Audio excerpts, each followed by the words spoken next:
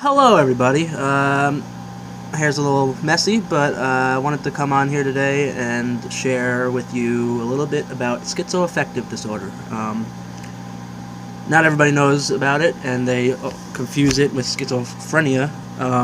It's pretty much, I guess, sort of the same thing. I'm still trying to figure it out.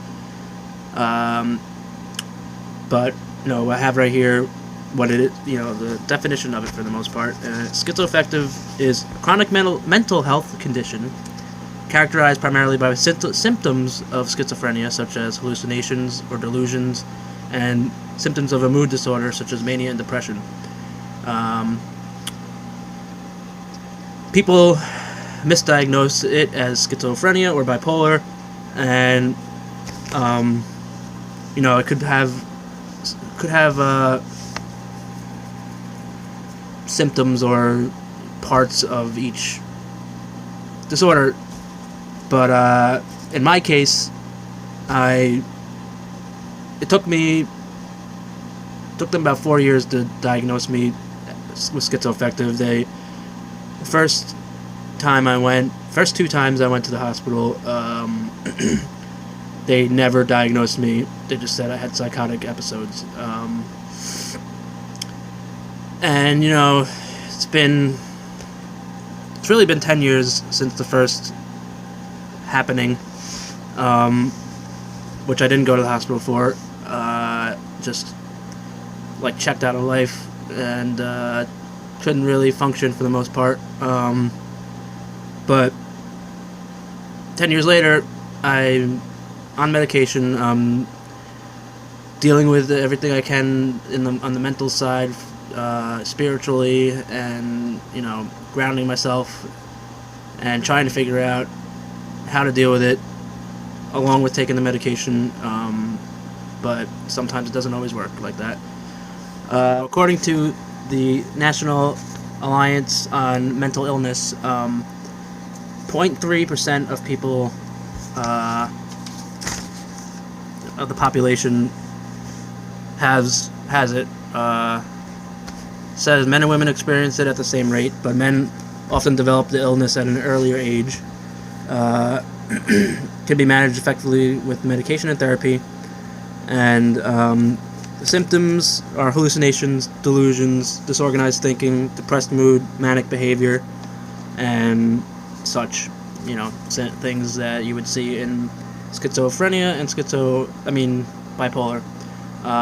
The causes that they list are, genetics, of course. Tends to run in families. It doesn't mean that if a relative has an illness, you will absolutely get it, but it doesn't mean that there's a greater chance of you developing the illness, of course. Brain chemistry and structure. Brain function and structure may be different in ways that science is only beginning to understand. Brain scans are helping to advance research in this area, which I have not gotten, as far as I know, and I want to, but of course in this country that we live in, we have to pay at the butt for health care. Stress is another cause. Stressful events such as a death in the family, end of a marriage, loss of a job, it can trigger this stuff. And drug use, psychoactive drugs such as LSD have been linked to it. But on the other hand, I've seen that there is ways that psychoactive drugs can help, small doses and controlled not environments, but professionally administered. Diagnosis, like I said, is difficult to diagnose because it has symptoms of both schizophrenia and bipolar.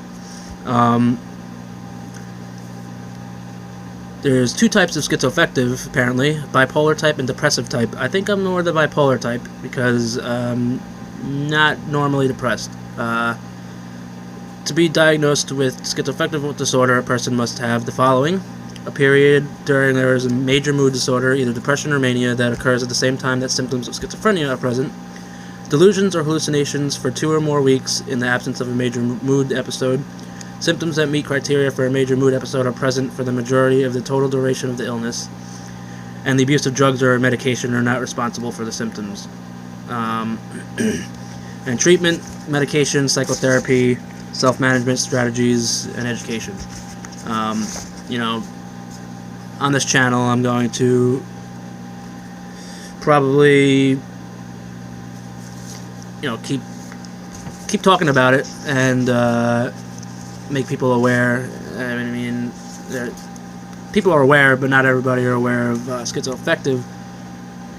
Even I wasn't aware of it, and I never thought that I would have something like this, but I have to deal with it, and I am, and want to help other people who don't know how to deal with it, and any mental illness. It's this world does not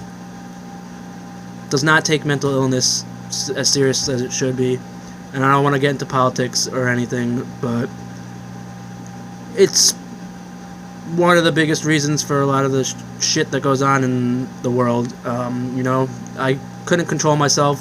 Luckily, I didn't hurt anybody or hurt myself, but it's scary. And sometimes when you get to a point, you can't control what you're doing because your brain is taking over, and whatever chemicals are firing or the stress, everything, it's just like one big cocktail of bullshit, and it ends up exploding in your face. So that's pretty much what I got to say today, but yeah, I wasn't planning on talking about this today, but I just felt like I needed to make a video, and I've been wanting to talk about this on this channel, and I am. So if anybody has questions or anything, or comments, let me know. Put them in the, where they go below. And